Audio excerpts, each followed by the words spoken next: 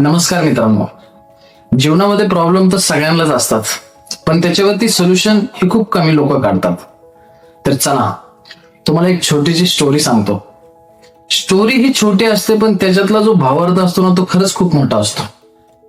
तर एका गावामध्ये एक वर्कशॉप असतं. त्या वर्कशॉपमध्ये 2 एम्प्लॉई काम करत असतात. त्या वर्कशॉपमध्ये लोखंडाच्या आणि स्टील पासून तयार करणाऱ्या वस्तू बनवल्या जातात. तर होतं काय, त्या वर्कशॉपचा मालिक एक दिवस त्या वर्कशॉपमध्ये येतो आणि त्या दोन्ही एम्प्लॉईला बोलतो की वर्कशॉपमध्ये काम कमी असल्यामुळे मी हे वर्कशॉप बंद करतो. तर दोन्ही एम्प्लॉईला खूप सारं टेन्शन येतं. त्याच्यातला पहिला जो एम्प्लॉय असतो त्याचे हे जे सगळे प्रॉब्लेम आहेत की महिन्याचा EMI असतो, घराचं रेंट असतं, घरातला किराणा असतो, हे सगळ्या गोष्टी तो त्याच्या मित्रांना आणि त्याच्या काही नातेवाईकांना शेअर करत असतो. आणि त्या प्रॉब्लेमला घेऊन तो खूप सिरियस असतो.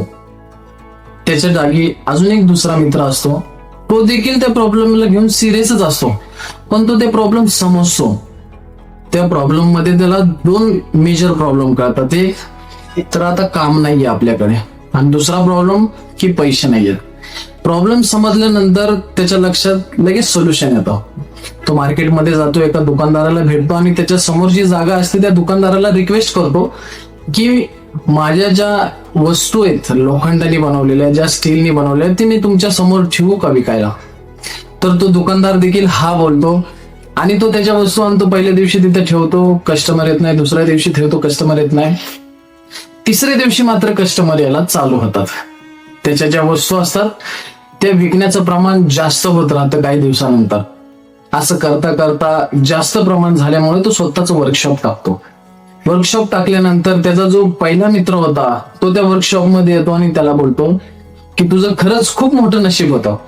त्याच्यावरती तो दुसरा मित्र त्याला हसून उत्तर देतो, ह्याच्यामध्ये नशीब वगैरेचा भाग काहीच नव्हता.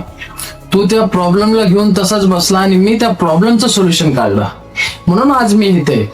मित्रांनो, इतिहास गवाय ज्यांनी ज्यांनी प्रॉब्लेमचं सोल्युशन काढलंय ना, त्यांचाच इतिहास बदलाय.